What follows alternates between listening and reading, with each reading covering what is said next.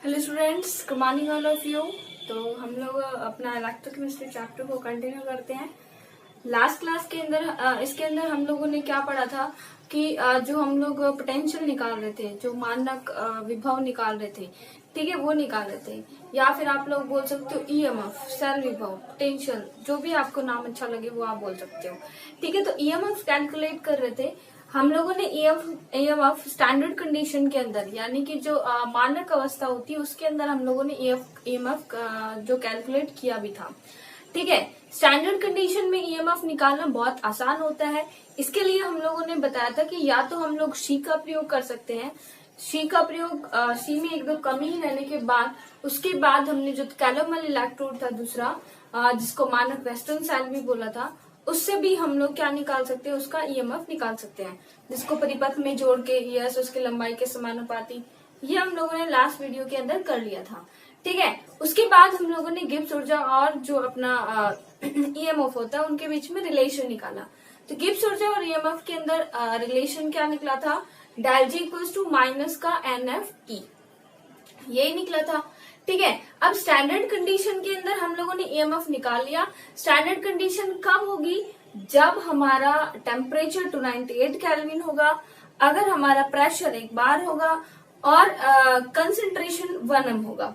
ठीक है, तब हम लोगों ने जो निकाला था ईएमएफ, वो हम लोगों ने निकाला था शी और मानक वेस्टर्न सेल से।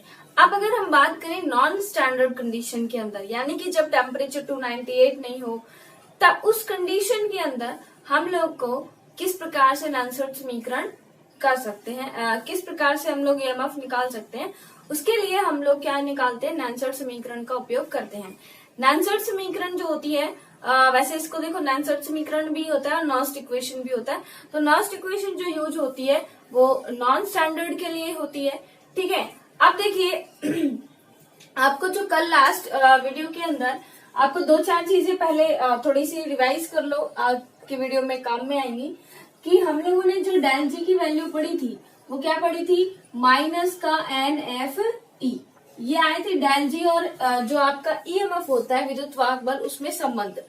ठीक है, अगर मैं यहाँ पे बात कर लूं डेल जी नॉट की, तो वो क्या हो जाएगा, माइनस का NFE नॉट।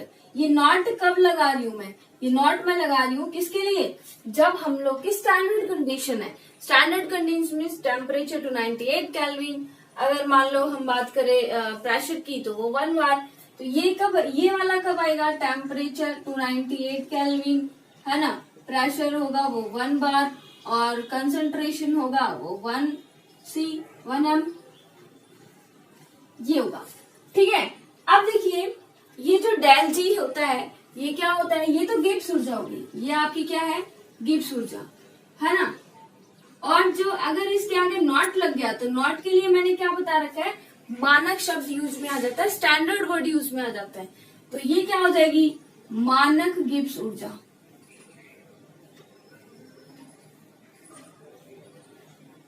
क्या हो जाएगी, मानक गिब्स ऊर्जा। ठीक है, इतनी चीज क्लियर हुई। अब देखिए बाद में हम लोगों ने नैनसर्ट समीकरण जो गिब्स ऊर्जा और ईएमएफ के लिए जो उन्होंने एक साइंटिस्ट था, नर्स साइंटिस्ट, उन्होंने क्या लिया, दिमाग लगाया कि भाई हम लोग का ईएमएफ हम लोग विदाउट स्टैंडर्ड कंडीशन कैसे हम लोग डिटरमाइन कर सकते हैं। तो देखो थर्मोडायनेमिक्स आपने लास्ट ईयर में पढ़ी होगी, उससे रिलेटेड ही कुछ इक्वेशन है। अगर देखो वहां पे नहीं भी समझ में आई है तो मैं आज आपको अच्छे समझा दूंगी। ये नहीं कि आपने पीछे से पढ़ा तो वीडियो यहीं स्टॉप, भाई पीछे का पढ़ा नहीं हुआ, ठीक है ना। तो आप लोग समझना अच्छे से। तो हम लोग क्या शुरू करते हैं, लास्ट इक्वेशन को शुरू करते हैं।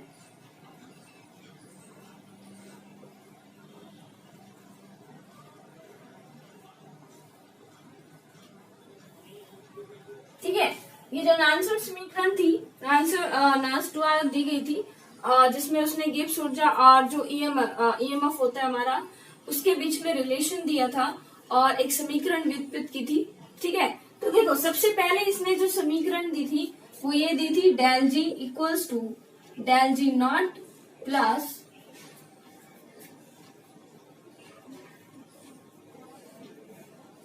RT ln के, ये देखो आपको RTLN-K भी मिल जाएगा और RTLN-Q भी मिल जाएगा, तो उसमें आप लोग कंफ्यूजन मत हो जाना।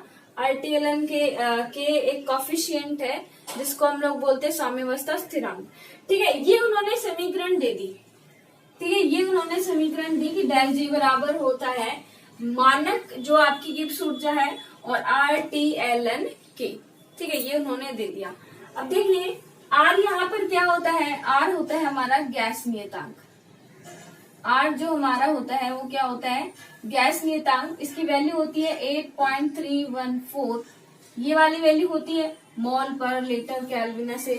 ठीक है, और T जो हमारा है वो टेम्परेचर, जिसको इन्होंने लिया था 298 ही लिया था। इन्होंने भी कितना लिया था, 298 लिया था। एक्चुअली इन्होंने 298 कैसे लिया, 273 हमारा केल्विन वाली होती है, हम लोग डिग्री सेल्सियस को चेंज करते हैं 273 को, है ना, तो 273 ऐड करते हैं ना, डिग्री सेल्सियस जितना मान लो 10 डिग्री है तो आपने उसको केल्विन में बदलना है, तो आप लोग क्या करते हो 273 ऐड कर देते हो। तो इसी प्रकार से उन्होंने क्या लिया था, रूम टेम्परेचर पे ये रिएक्शन एक्सपेरिमेंट करवा रहे थे। तो रूम टेम्परेचर पे कितना होता है आपका 273 में 25 और ऐड कर दोगे। ठीक है, तो आपका 273 में 25 और ऐड करोगे तो बताओ कितना आएगा, 298 ही आया ना। तो उन्होंने रूम टेम्परेचर पे केल्विन में लिया था, तो रूम टेम्परेचर में केल्विन में यही आएगी 298। ठीक है, और जो आपका एलन होता है, देखो एलन का मैंने आपको पहले भी बताया था, ये जो लोग की क्या वैल्यू होती है, जब आप लोग ये जो लोग 10 वाली जो वैल्यू होती है उसको 2.303, ये एलन जो होता है वो इसके बराबर होता है। ठीक है, और जो के होता है आपका वो के है साम्य अवस्था स्थिरांक।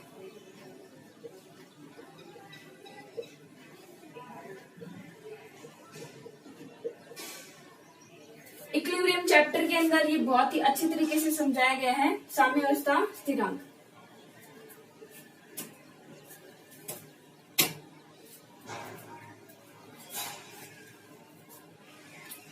ठीक है, तो आपको अगर इक्विलिब्रियम चैप्टर याद है तो ये साम्य अवस्था स्थिरांक याद भी होगा, नहीं भी याद है तो देखो आज अच्छे से सुन लो। फिर भी देखो ये चैप्टर जब हम केमिकल काइनेटिक्स पढ़ रहे थे ना, तो उसके अंदर भी हमने के का यूज किया था, नहीं भी याद है तो फिर से सुन लीजिए। देखो मान लो कोई रिएक्शन हो रही है हमारी, कोई भी जो सेल के अंदर रिएक्शन हो रही है, AA प्लस BB, इससे बन रहा है हमारा इक्विलिब्रियम। इक्विलिब्रियम मतलब साम्यावस्था, तो डबल एरो वाला साइन लगाएंगे, और CC प्लस DD, ये हमारी रिएक्शन हो रही है।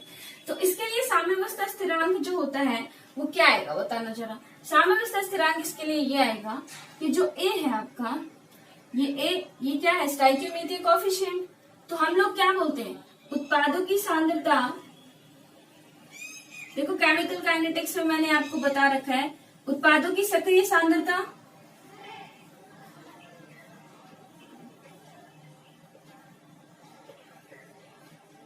अपॉन रिएक्टेंट्स क्रियाकारकों की सक्रिय सांद्रता।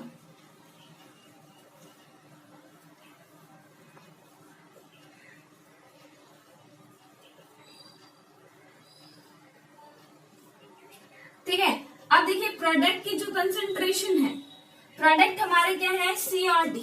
मान लो इनकी एक्टिव कंसंट्रेशन हम लोगों ने क्या ली कि मान लो इसकी जो कंसंट्रेशन है AA, तो इसकी हो जाएगी AC, इसका पावर में क्या जाएगा C, इसका कोएफिशिएंट है, और इसकी क्या हो जाएगी D, इसके पावर में क्या जाएगा D,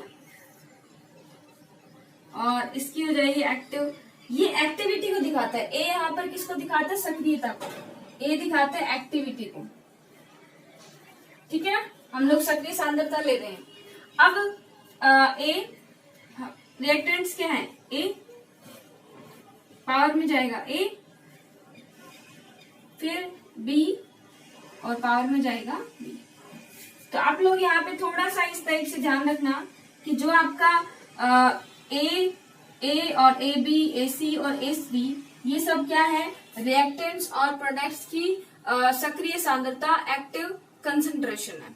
ठीक है, इतना चीज क्लियर हुआ कि अब K की वैल्यू भी आपको पता चल गई, ये सारी वैल्यू भी आपको पता चल गई है।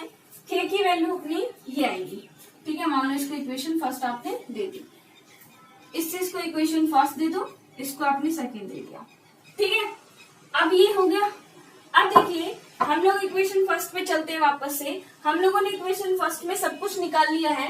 डेल जी की वैल्यू होती है माइनस का N F E, del G naught की वैल्यू होती है माइनस का एन एफ ई नॉट हो जाएगी, आर की वैल्यू होती है 8.314, टी की वैल्यू 298 केल्विन, एल एन की वैल्यू 2.303 लॉग और के की वैल्यू ये वाली। Is that clear?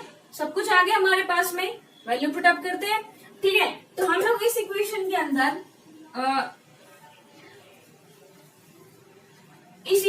अंदर वैल्यू रखते हैं, तो क्या हो जाएगा एन एफ ई माइनस का। ठीक है, एन एफ ई बराबर माइनस का N F E naught plus का R T L N K, यही होगा। अब हम करते हैं divide both side bye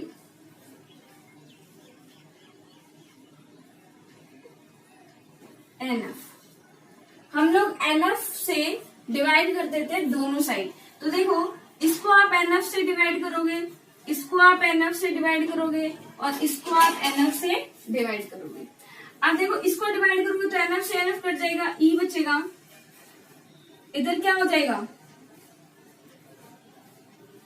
minus, इधर देखो ई नॉट बच जाएगा और ये माइनस का एन एफ से डिवाइड करते हैं। चलो आप माइनस का एन एफ से कर लो ताकि ये निशान कट जाएंगे आपके। देखो माइनस का एन एफ से डिवाइड कर दोगे अगर आप, तो माइनस का एन एफ से डिवाइड कर दोगे तो इस माइनस के एन एफ से ये कट जाएगा ना सारा, और इस माइनस के एन एफ से ये भी सारा कट जाएगा। तो क्या बचेगा ई बराबर ई नॉट। अब देखो ये माइनस के एन एफ से डिवाइड है तो यहाँ पे तो माइनस लग जाएगा, माइनस का ऊपर क्या लगेगा आपका आर टी एल एन के और नीचे क्या आ जाएगा एन एफ, और ये प्लस वाला जो साइन था वो किस में बदल गया माइनस में। तो ई सेल बराबर ई नॉट सेल, ये सब जगह लगा लेना आप लोग, E cell E naught cell, ये सेल ही तो है, सेल की जो ईएमएफ हम लोग निकालते हैं वही है। ठीक है ना, तो जो ई सेल आपका हो जाएगा एन एफ ई सेल बराबर N F naught E cell, इसको आपने माइनस का एन एफ से डिवाइड किया तो आपके पास वैल्यू बची ई सेल बराबर E naught cell minus R T L N K upon N F. ये आपके पास में वैल्यू बची है कि नहीं बची? बची है। अब इस वैल्यू में आप वैल्यू रखो इस इक्वेशन के अंदर। मान लो इसको आपने इक्वेशन दे दी थर्ड और इस इक्वेशन में वैल्यू रखना शुरू करो, तो ई सेल बराबर ई नॉट सेल। अच्छा ये भी इम्पोर्टेंट रिएक्शन ही है, ठीक है, इसकी दो तीन जो सारी रिएक्शन इम्पोर्टेंट ही है। अगर मान लो क्वेश्चन आ जाता है तो अगर मान लो आपकी वैल्यू इस टाइप से दी हो कोई, बट इससे थोड़ा सा कम क्वेश्चन आता है यहाँ तक आपको, क्योंकि एलन के अंदर वैल्यू हम लोग उसको लोग के अंदर चेंज करेंगे। ठीक है, अब लोग के अंदर भी चेंज करना बताऊंगी। ई बराबर ई सेल बराबर E naught cell minus are की जगह क्या रखोगे 8.314 रख दिया, टी की जगह 298 रख दिया, एल एन की जगह, एल एन किसके बराबर होता है 2.303 लोग के बराबर, तो 2.303 लोग के ये हो जाएगा। अब इसके डिवाइड में एन। अच्छा फेराडे की वैल्यू हमने नहीं लिखी, आपको पता है एक फेराडे बराबर कितना होता है 96500, यही बता रखा है, तो एफ की जगह क्या लिख देंगे 96500। ठीक है, ये आपने इक्वेशंस लिख दी, ये आपने इसमें वैल्यूज भी पुटअप कर दी।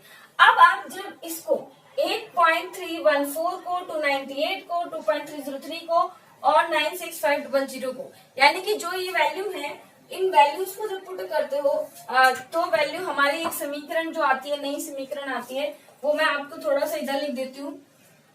तो वो आती है आपकी ई सेल बराबर ई नॉट सेल माइनस का 0.0591 अपॉन में एन, क्योंकि एन यहाँ पे हमें नहीं पता है तो एन फिर आ जाएगा लोग की। ये आपकी होती है लास्ट इक्वेशन। अब अगर लोग के की वैल्यू आपको दी गई है तब तो आप डायरेक्टली इस इक्वेशन के अंदर पुटअप कर दोगे, मान लो लोग के की वैल्यू नहीं दी तो के की जगह आप क्या कर दोगे, फिर ये वाली वैल्यू पुटअप कर दोगे, तो उसके बाद आपके पास नई समीकरण आ जाएगी। फिर से देखिए हम थोड़ा सा इसका रिव्यू ले लेते हैं ताकि इसके बाद मैं दोबारा और मिटा के समझा सकूं।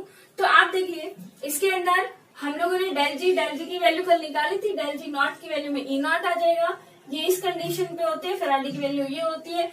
अब उन्होंने क्या दिया, नर्न्स इक्वेशन ने नर्न्स ने क्या दिया, प्रैक्टिकली एक इक्वेशन दी जो थर्मोडायनेमिक्स मतलब जो आपकी उष्मा गति की है उस चैप्टर के अंदर से रिलेटेड है। उन्होंने दिया था कि डेल जी बराबर del G naught plus R T L N K होता है, ठीक है। अब उसमें डेल जी होता है आपकी गिब्स ऊर्जा, डेल जी नॉट मानक गिब्स ऊर्जा, आर गैस नियतांक, टी टेम्परेचर, एल एन होता है वो एल बेस ई के बराबर होता है जिसकी वैल्यू होती है आपकी 2.303 log 10। यहाँ पे log 10 आता है, इसका जो बेस होता है वो पॉइंट क्या होता है log 10। मैथ वालों को तो अच्छे से पता होगा, फिर भी अगर बाय वालों की थोड़ा झंझट है तो छोड़ दो। अगर log ई आ जाता है ना वो मैथ्स में ही ज्यादा काम में आता है, अपने इधर इतना काम में तो आता नहीं है, तो तुम लोग ज्यादा दिमाग मत लगाना, तुम लोग बस इतना देख लेना एल एन की वैल्यू इसके बराबर होगी माइनस का 2.303 log के बराबर होगी, ठीक है। तो ये आपका हो गया टेम्परेचर, आपने ये ले लिया। के जो है तो यहाँ पर के साम्यावस्था स्थिरांक है, जब इक्विलिब्रियम चैप्टर पढ़ा आप लोगों ने तब देखा होगा, नहीं भी पढ़ा तो फिर से बता देती हूँ। मान लो कोई रिएक्शन आपकी ये संपन्न हो रही है कोई भी सेल के अंदर, तो उस सेल के लिए हम लोग इक्विलिब्रियम कांस्टेंट कैसे लगानी है कि जो उसकी प्रोडक्ट जो बना है उसकी एक्टिव कंसेंट्रेशन अपॉन जो रिएक्टेंट उसका है उसकी एक्टिव कंसेंट्रेशन, इन दोनों का जो डिवाइड होगा वो आपका क्या निकलेगा, इक्विलिब्रियम कांस्टेंट निकलेगा। तो हम लोगों ने मान लो ये प्रोडक्ट हमारे, ये तो हमारे प्रोडक्ट ही है, उत्पाद है, और ये हमारे क्या है, क्रियाकारक है, ठीक है। तो ये जो ए टर्म है, ये ए यहाँ पर किसको शो करता है, एक्टिविटी को, यानी कि सक्रियता को, ठीक है। तो ये सक्रिय सांद्रताएं हैं, ए सी सक्रिय सांद्रता किसकी है, सी की, ए डी सक्रिय सांद्रता किसकी है, डी की, ए किसकी सक्रिय सांद्रता है, ए की, और ए बी किसकी सक्रिय सांद्रता है, बी की। यहाँ पर देखो बी, यहाँ पे A B C D small के अंदर ये इनके क्या है, स्टोइकियोमेट्रिक गुणांक है जिसको हम पावर के अंदर लेके जाते हैं, और ये मैं आपको केमिकल काइनेटिक्स में बहुत अच्छे से समझा चुकी हूँ, तो यहाँ पे आपको कोई दिक्कत नहीं होनी चाहिए। फिर इस इक्वेशन को हमने मान लिया इक्वेशन नंबर 2।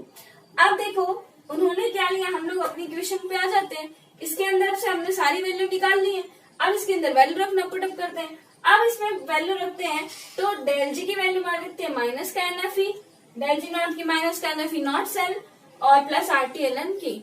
अब इस इक्वेशन में आप लोगों को एन एफ दिख रहा होगा, तो उस इक्वेशन से आप इसको डिवाइड कर देते हो, तो माइनस का एन एफ से इसको डिवाइड करते हैं, माइनस का एन एफ से डिवाइड करोगे तो ये कट जाएगा, यहाँ पे बचेगा ई सेल, ये कट जाएगा, यहाँ पे बचेगा ई नॉट सेल, माइनस का, अब देखिए प्लस और माइनस है तो माइनस लग जाएगा, are T L N K upon N F.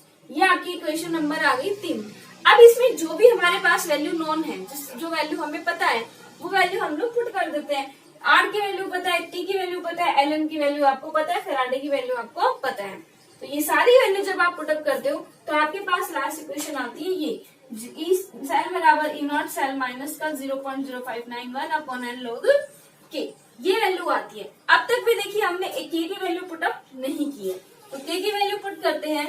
तो इस समीकरण में जब आप के की वैल्यू रखोगे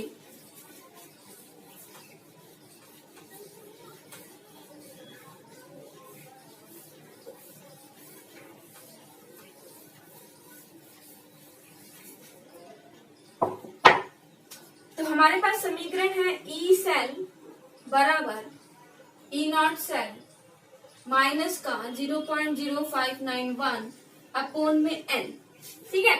फिर लोग, अब देखिए ये के की वैल्यू हम लोग यहाँ रख देते हैं, तो ये के की वैल्यू आप लोग रख दो, ए सी का पावर सी, ए डी का पावर डी, ए का पावर ए, और ए बी का पावर बी, ये लिख दोगे। ये भी आपकी क्या कहलाती है, नॉन समीकरण या नॉस्ट इक्वेशन, तो ये आपकी नॉस्ट इक्वेशन कहलाती है, ठीक है। अब देखिए अगर मान लो यहाँ पे ये सारी एक्टिविटी इनकी कंसंट्रेशन एक हो जाए, इनकी एक्टिव कंसंट्रेशन एक हो जाए, तो log 1 की वैल्यू कितनी होती है, 0, ठीक है। log 10 की वैल्यू 1 होती है, log 1 की वैल्यू 0। तो यहाँ पे जब मान लो ये कांस्टेंट, अगर आपका log के कांस्टेंट आता है तो ये 0 हो जाएगा, है ना। ये वाली चीज अगर कांस्टेंट हो जाए आपकी, यानी कि log के आपका क्या हो जाए कांस्टेंट, तो log के कांस्टेंट हो जाएगा तो उसकी जगह क्या रख देंगे हम 0, है ना। अब 0 को आप इससे मल्टीप्लाई कर दो तो 0 ही आएगा, 0 ही आएगा तो क्या बच जाएगा आपका ई सेल बराबर ई नॉट सेल। यानी कि जब हमारे जो भी हम लोगों ने रिएक्टेंट्स लिए हैं, अगर उनकी कंसेंट्रेशन यूनिट है, इकाई है, तो आपका जो क्या बोल सकते हैं हम लोग विभव होता है, सेल विभव होता है, वो मानक सेल विभव की क्या होता है बराबर होता है। ठीक है, अब ये तो हम लोगों ने बात कर ली नॉस्ट इक्वेशन की, ये भी नॉस्ट इक्वेशन ही है और ये भी नॉस्ट इक्वेशन ही है। ठीक है, अब इसको हम अप्लाई कैसे करते हैं, भाई उपयोग में कैसे लेके आते हैं। तो नॉस्ट इक्वेशन को उपयोग में कैसे लेके आते हैं, हम लोगों ने एक ही सेल पढ़ा अब तक। अच्छा, सेल तो हम लोगों ने पढ़ ली है वैसे, गैल्वेनिक सेल हो गया हमारा, और ये विद्युत रासायनिक सेल के अंदर हम लोगों ने पढ़े हैं।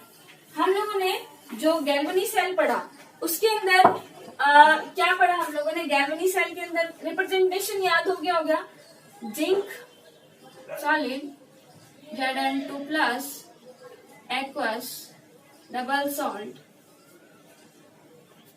Copper 2+ aqueous copper solid.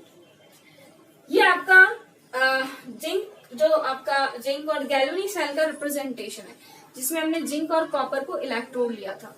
ये आपका क्या हो गया, रिप्रेजेंटेशन हो गया। अब देखिए इसके अंदर इसकी रिएक्शन कैसे हो रही है। अगर हम इसकी रिएक्शन की बात करें तो आपको पता है कि एनोड पे क्या हो रहा था ऑक्सीडेशन, कैथोड पे क्या हो रहा था रिडक्शन। जब आपने इसकी कंप्लीट रिएक्शन करते हैं तो क्या होते हैं कि जिंक जो होता है वो कॉपर 2+ के साथ जुड़ता है और क्या बना लेता है Zn2+ और कॉपर इस टाइप से, है ना। यही बनाते हैं कि नहीं बनाता। ठीक है, तो ये हमारे क्या हो गए रिएक्टेंट्स हो गए और ये हमारे क्या हो गए प्रोडक्ट्स हो गए या नहीं हो गए, हो गए। अब हम लोग ये अपनी यहाँ के लिए देखो n, अब यहाँ पे जो n वैल्यू आ रही है वो यहाँ के लिए क्या है, देखिए n वैल्यू जो होती है वो होती है number of electron participating in the reaction, कि रिएक्शन के अंदर कितने नंबर ऑफ इलेक्ट्रॉन पार्टिसिपेट कर रहे हैं। अब यहाँ पे अगर आप ध्यान से देखो तो 2 इलेक्ट्रॉन जो होता है वो जिंक निकालता है और वो 2 इलेक्ट्रॉन यहाँ पे ये कॉपर ले लेता है और फिर उसके बाद में इसकी ऑक्सीडेशन स्टेट 0, यानी कि +2 से 0 के अंदर जा रही है और ये 0 से +2 के अंदर जा रहा है, इसका मतलब इसने 2 इलेक्ट्रॉन दिए हैं।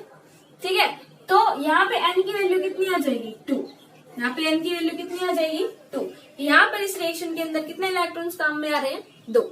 अब ये वाली वैल्यू हम लोग इस इक्वेशन के अंदर पुट करते हैं तो आपके बताइए इस सेल के लिए, गैल्वेनिक सेल के लिए ये क्या बन जाएगी ई सेल बराबर ई नॉट सेल माइनस का 0.0591 अपॉन में n की जगह क्या रख दोगे 2, n की जगह हम लोग क्या रख देंगे 2, फिर log। अब देखिए प्रोडक्ट क्या क्या है, जिंक और कॉपर है, तो प्रोडक्ट की कंसेंट्रेशन में आप क्या लिखोगे जिंक +2 और कॉपर। ठीक है, इसमें आप एक्वस लगाना चाहो तो, इसमें सॉलिड लगाना चाहो तो लगा सकते हो। रिएक्टेंट में क्या लिखोगे Zn और कॉपर 2+ एक्वस। अब ये किस पे अप्लाई हो गई है गैल्वेनिक सेल पे, ये जो नॉस्ट इक्वेशन किस पे अप्लाई हो गई है गैल्वेनिक सेल पे अप्लाई हो गई है।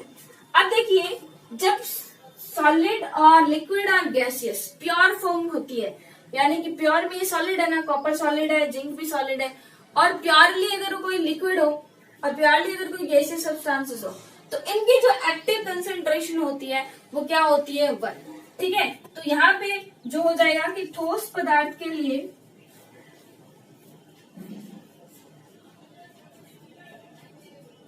एक्टिव कंसेंट्रेशन, यानी कि जो इनकी कंसेंट्रेशन है वो क्या हो जाएगी 1, यानी कि कॉपर और जिंक ये हम लोग किस किस की बता सकते हैं कॉपर की और जिंक की, इनकी एक्टिव कंसेंट्रेशन क्या हो जाएगी, 1 के बराबर हो जाएगी। ठीक है, तो अगर आप इनकी जगह 1 रखते हो, इन दोनों की जगह 1 रखते हो, तो ये वैल्यू क्या आ जाती है आपकी, ये मैं याद रख रही हूँ। ठीक है, ई सेल बराबर ई नॉट सेल माइनस, अच्छा इसमें 2 का भाग दोगे तो कितना आएगा, 0.022 जा 4 9 5 यही आएगा। ठीक है, 2 का डिवाइडेशन करोगे तो यही आएगा। फिर लो, अच्छा कॉपर और जिंक की तरफ जगह तो हम लोग रख देंगे 1, तो हमारे पास क्या बचा,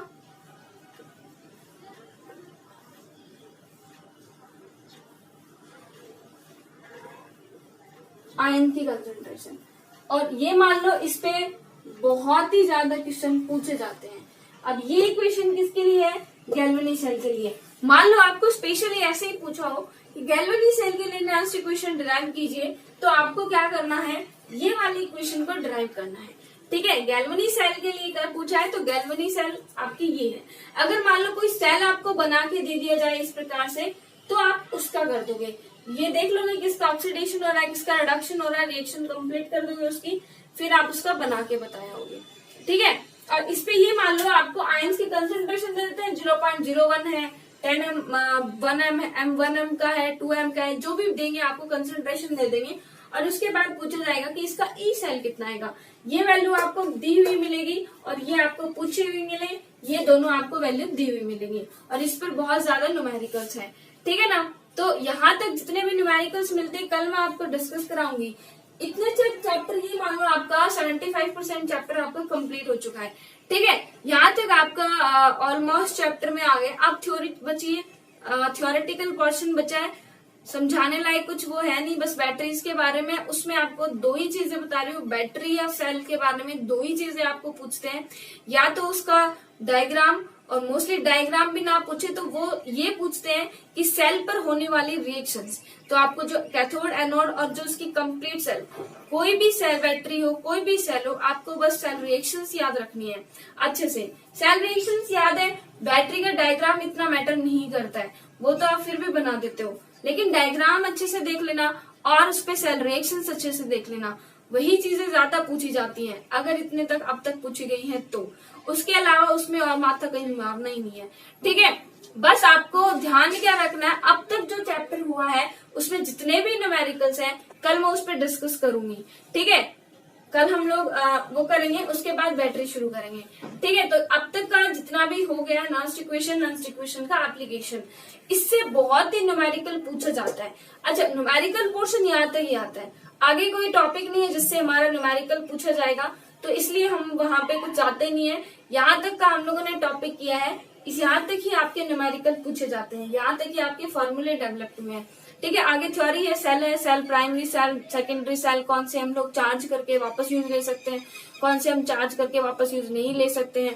ठीक है, ये सारे सेल के बारे में। और एक आपका संक्षारण प्रक्रिया, रस्टिंग जो प्रोसेस होती है, रस्ट लग जाता है, जंग लग जाता है, वो प्रोसेस है। उसके बाद चैप्टर कंप्लीट है। ठीक है, तो 2 टाइप के आपके सेल बचे हैं और एक आपका रस्टिंग प्रोसेस। ठीक है, 3 ही आपके कंप्लीटली बचे हैं और उसके बाद आपका चैप्टर कंप्लीट है।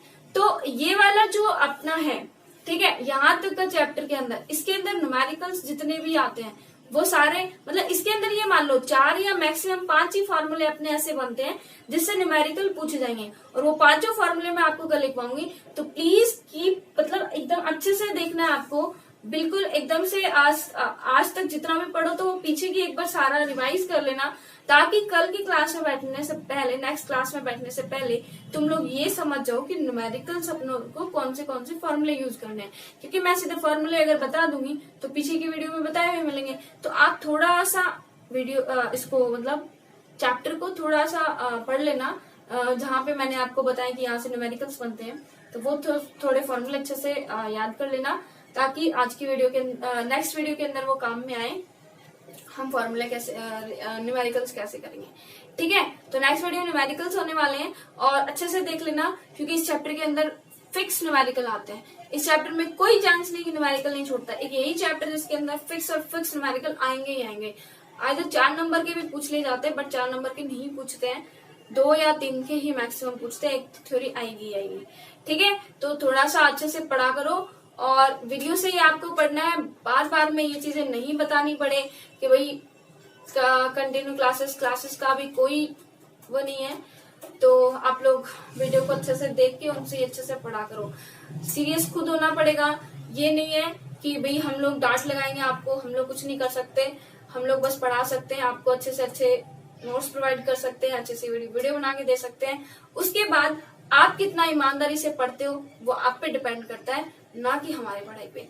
ठीक है, तो इसलिए आप लोग बी ऑनेस्ट, अच्छे से पढ़िए। ओके।